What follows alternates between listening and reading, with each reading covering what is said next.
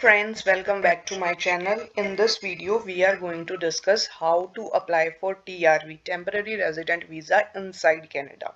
So basically जिसको हम passport stamping कह देते हैं, उसकी एक बहुत ही सिंपल प्रोसेसिंग होती है, उसके बारे में आज हम बात करेंगे.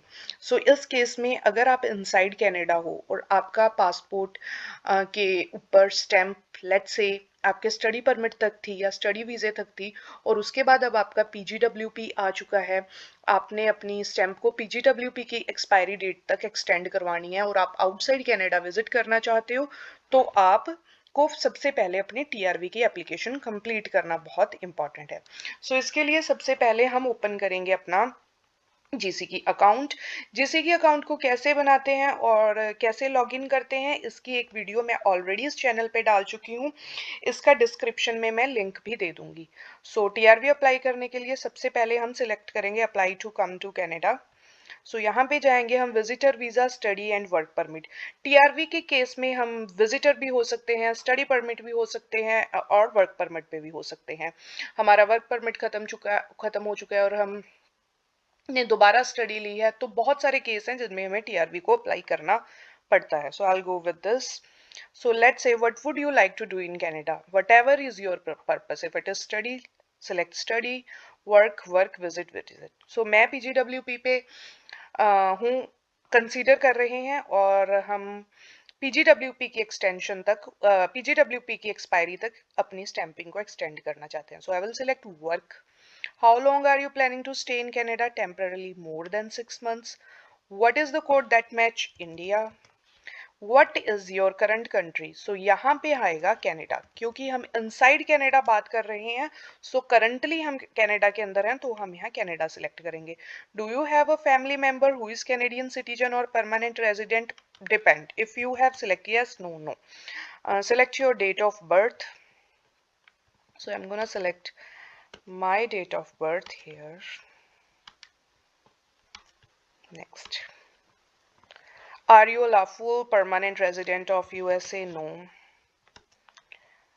What is your current immigration status? So because I am on PGWP work permit, I am gonna select worker here. So अगर आप स्टूडेंट हो, जो भी आपका स्टेटस है वो आप यहाँ सेलेक्ट करिए और उसके बाद आपकी एप्लीकेशन ये सेम ही रहेगी.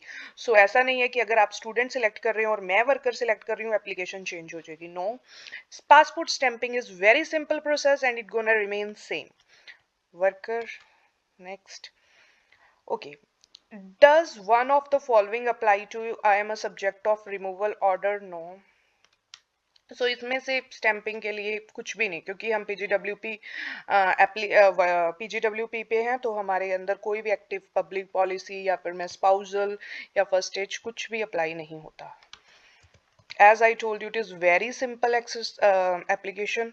सो सारे क्वेश्चंस में आप नो करोगे. Are you spouse, common law partner? No. Are because I am applying for TRV. So next, are you spouse, common law who hold a study permit? No. Have you been told by an immigration refugee Canada that you are approved for? No. Have you submitted PR application? It depends. If you submitted, yeah, select yes. If not, then no. Do you have a written job offer? No.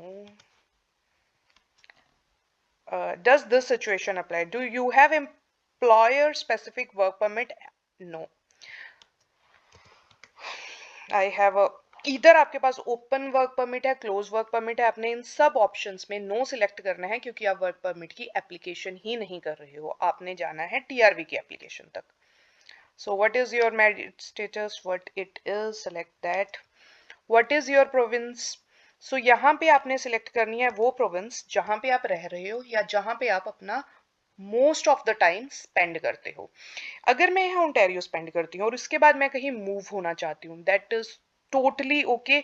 यहाँ पे Ontario select करने का मतलब ये नहीं है कि I have to stick to Ontario till expiry of my PGWP. No.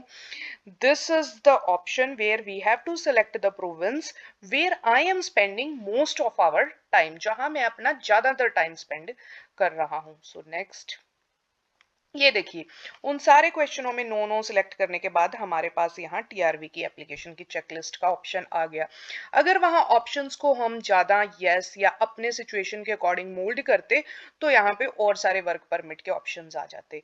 सो उन अगर वो सिचुएशन आपके ऊपर हैवी हैं, उनको आपने यस तभी सिलेक्ट करना है when you are applying any kind of work permit application, but here because you were applying for TRV so you have to select no over there. So continue, yes, I was looking for this option. Which is, यहाँ पे आपको पूछेगा कि हाँ TRV के लिए आपका कौन सा था।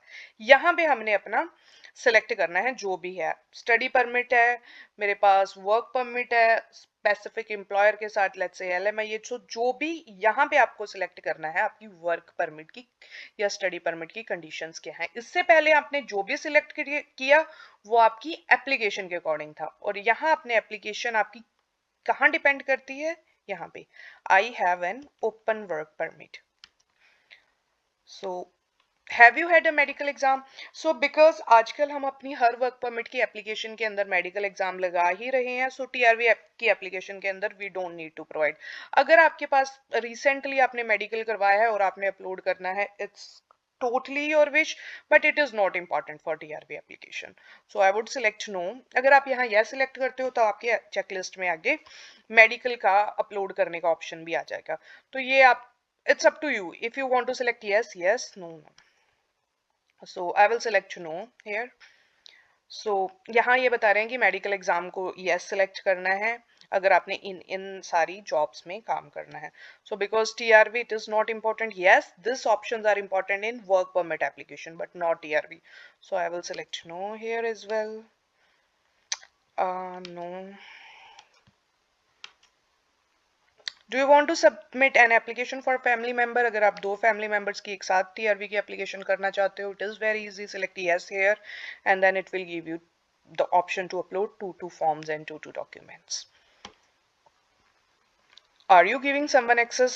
No, I am applying by myself. Sorry. In the past 10 years, have you given your fingerprints? Yes, I have given my fingerprints.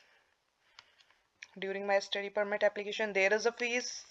Yes, I will be applying my fees. So यहाँ पे आपने एक चीज का बहुत ज्यादा ध्यान रखना है, यहाँ पे मैं नो नहीं कर सकती, बाय मिस्टेक भी यहाँ पे मैं नो नहीं कर सकती। अगर मेरे से बाय मिस्टेक यहाँ पे नो हो जाता है तो आगे मेरे को फीस सबमिट करने का ऑप्शन नहीं आता, और कई बार फ्लो में हम विदाउट फीस सबमिट करे एप्लीकेशन का सबमिशन कर देते हैं और वहां पे रिफ्यूजल की केसेस हो जाते हैं। सो यहाँ पे हमने मेक श्योर करना है कि हम यस प्रेस करें। Are you able to make digital copy of your document? Yes, why not. Are you paying your application fees online? Yes. So GCK में as I told you before many times कि हमने अपनी application की fees यहीं पे भरनी होती है, किसी भी और फीस के पोर्टल पे नहीं। सो ये सारी आपकी कंप्लीट हो गई है। Submit your application. So yes. So मैंने आपको बताया था कि बहुत ही इजी एप्लीकेशन है पासपोर्ट स्टैंपिंग की। इसके अंदर हमने IMM 5257 एप्लीकेशन फॉर्म फिल करना है, जो मैं आगे आपको बताऊंगी कि क्या क्या कैसे फिल होता है। इसके अलावा जो भी आपके पास Canadian work permit, study permit है वो आपने यहाँ अपलोड करना है। डजेंट मैटर आपके पास क्लोज वर्क परमिट है या क्या है, तो आपने वो यहाँ पे अपलोड कर देना है। अपना पासपोर्ट और अपनी डिजिटल फोटो यहाँ पे अपलोड कर देनी है, और उसके बाद आपको क्लाइंट इन्फॉर्मेशन में कुछ भी स्पेसिफाई इस फाइल में करने की नीड नहीं होती। $100 फीस है, आपने वो फीस सबमिट करके इसको सबमिट कर देना है। सो IMM 5257 को मैंने डाउनलोड करने के लिए इस पे क्लिक करना है। हमेशा IRCC अपने फॉर्म्स को अपडेट करती रहती है, तो मेक श्योर अगर आपके कंप्यूटर में पहले कोई 5257 पड़ा है उसको फिल करने की बजाय आप हमेशा न्यू डाउनलोड करो। सो मैं यहाँ पे एक 5257 डाउनलोड कर रही हूँ, और उसके बाद यहाँ आके मैंने अपने सारे डॉक्यूमेंट्स को अपलोड कर देना है।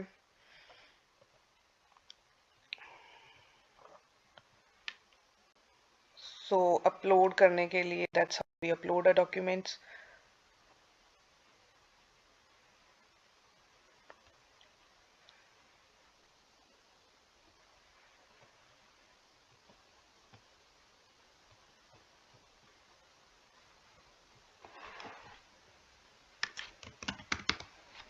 यहाँ पे मैं अपना पासपोर्ट अपलोड कर दूंगी।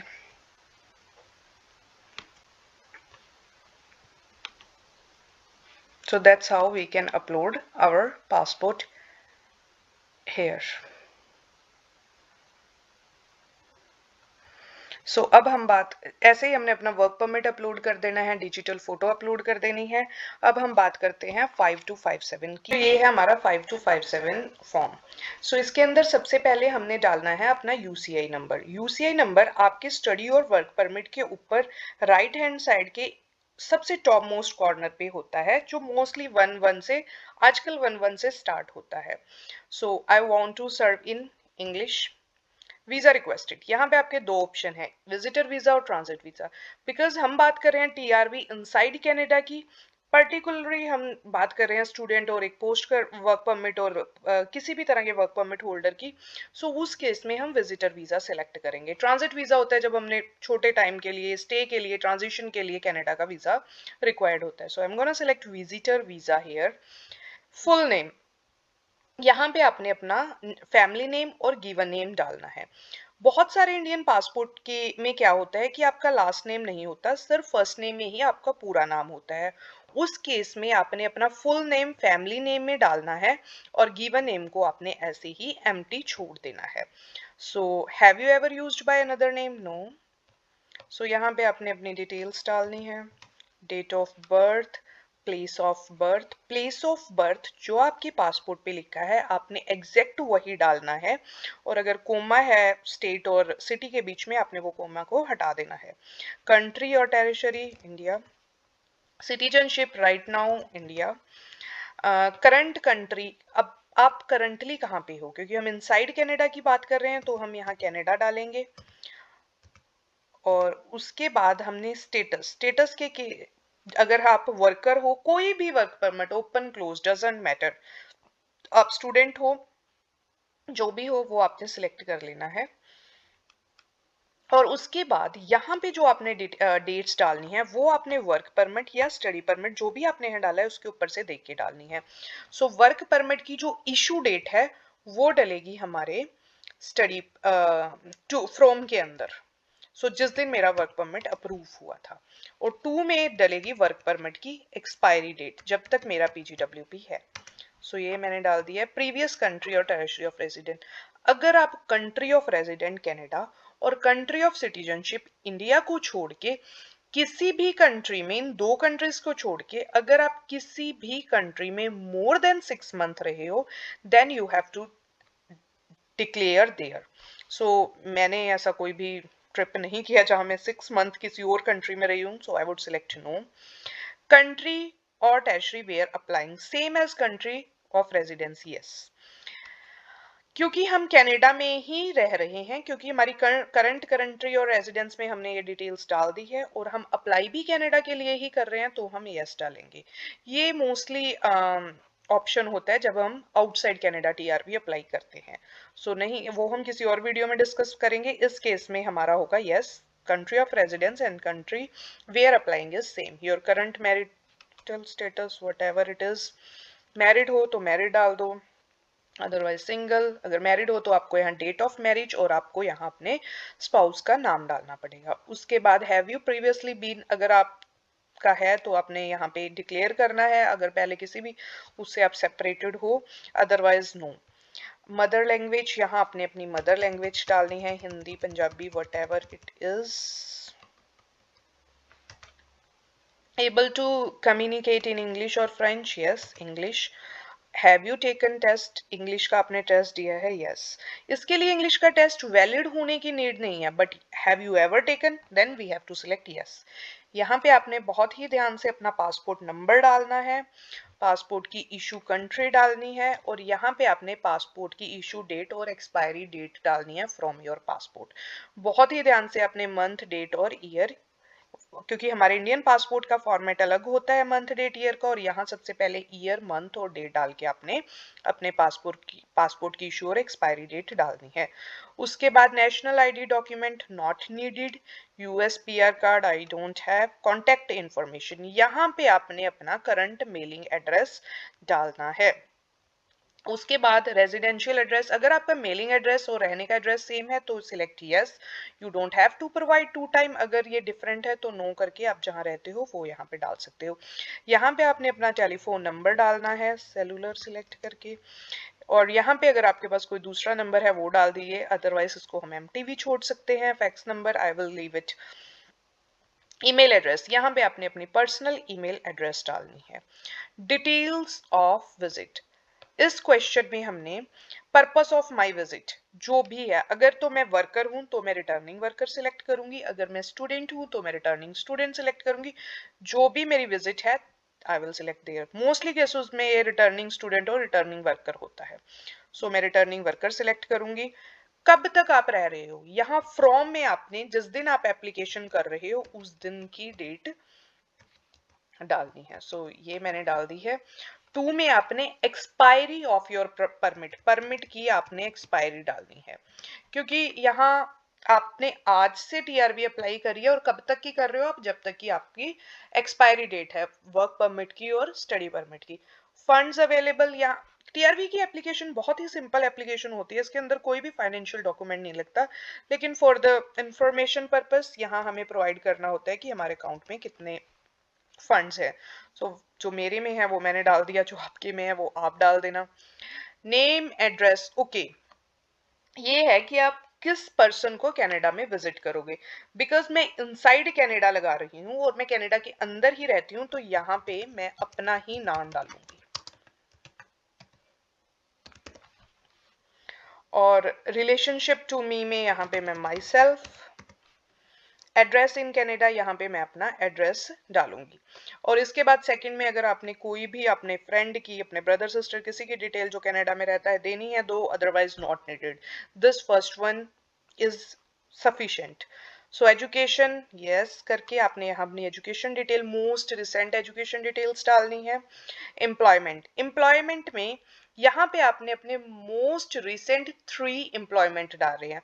करंटली वर्किंग हो तो यहाँ पे फ्रॉम जिस डेट से स्टार्ट किया है 2 को आप एम्प्टी छोड़ सकते हो, और उसके बाद यहाँ सारी डिटेल्स डालनी है। और प्रीवियसली आपने अपनी 2 और जॉब्स, मोस्ट रिसेंट 3 आपने अपनी एम्प्लॉयमेंट का यहाँ पे सारी एक्सप्लेनेशन देनी है। और अगर आप राइट नाउ काम नहीं कर रहे तो यहाँ ये बहुत मैंडेटरी है, तो यहाँ पे आप अपना स्टूडेंट का भी डाल सकते हो कि करंटली आई एम स्टूडेंट, तो you can write student here, अपने कॉलेज का नाम सब कुछ, और तब स्टूडेंट स्टार्ट किया। और अगर आप अनएम्प्लॉयड हो तो आप अनएम्प्लॉयड डाल सकते हो, लेकिन आपने फर्स्ट वाला बहुत इंपॉर्टेंट फिल करना होता है। वैसे आपने इन्फॉर्मेशन ये तीनों ही देनी है अगर आपने जॉब्स यहाँ पे की हैं या फिर आपका प्रीवियसली इंडिया से है, तो यहाँ अपने ट्रूथफुल रह के अपनी एम्प्लॉयमेंट डिटेल्स देनी है। उसके बाद पास्ट 2 years में have ever mental disorder, TV, no. उसके बाद ये बहुत इंपॉर्टेंट है, have you ever remain beyond the validity, कभी भी आप out of status inside Canada रहे हो और विदाउट एथोराइजेशन रहे हो, यहाँ पे आपने यस करना है और यहाँ पे आपने उसकी डिटेल देनी है, ए क्वेश्चन को आंसर करना है। लेकिन मेरे केस में ऐसा नहीं है तो I would select no. Have you ever been refuse, यहाँ पे आपने अपनी कनाडा की और एनी अदर कंट्री की रिफ्यूजल को मेंशन करना है। It is very important, highly important जिसको हम कह देते हैं, to declare your refusal in every application.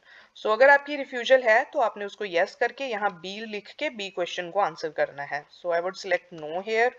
Have you previously applied to enter and remain in Canada, yes.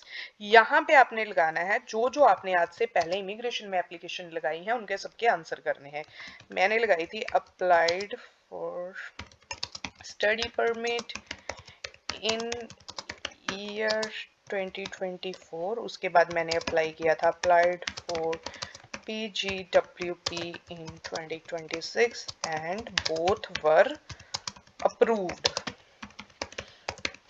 और ऐसे ही अगर आपने बी में यस सिलेक्ट किया था तो बी का भी आपने ऐसे ही यहाँ पे आंसर कर देना है कि yes applied for visitor visa in 2022 and it was refused. So but आपने रिफ्यूजल मेंशन जरूर करनी है। Have you ever committed been arrested, no never. Have you serve in military, no never. Have you ever been member of political party organisation, violence, no. Have you ever witness particular treatment, no. आप CIC को consent करते हो to request in future, yes. यहाँ पे आपने अपना full name date डाल के इस फॉर्म को वैलिडेट कर देना है। वैलिडेट करने के बाद इस फॉर्म के नीचे एक पेज आएगा जिसके ऊपर आपका बार कोड आ जाएगा, और अगर वैलिडेट करते टाइम आपको कोई एरर आती है, आपने जाके वो फॉर्म के अंदर फिक्स करनी है। वैलिडेशन का यही बेनिफिट है कि आपको बता देता है कि आपके फॉर्म में ये वाली मिस्टेक है। तो यहाँ पे आपने फाइल सेव एज करके सेव कर लेनी है और उसके बाद अपने GCK के अकाउंट के अपलोड कर देना है। सारे डॉक्यूमेंट अपलोड करने के बाद आप यहाँ पे ऑप्शन आ जाएगा आपका पे योर फीस। जैसे ही आपके ये ग्रीन हो चुका है, जैसे ही आप ये करोगे ये भी ग्रीन, ये भी ग्रीन, ये भी ग्रीन, जैसे ही ये 4 डॉक्यूमेंट आपके ग्रीन हो जाएंगे उसके बाद यहाँ नेक्स्ट पे आ जाएगा सबमिट योर फीस।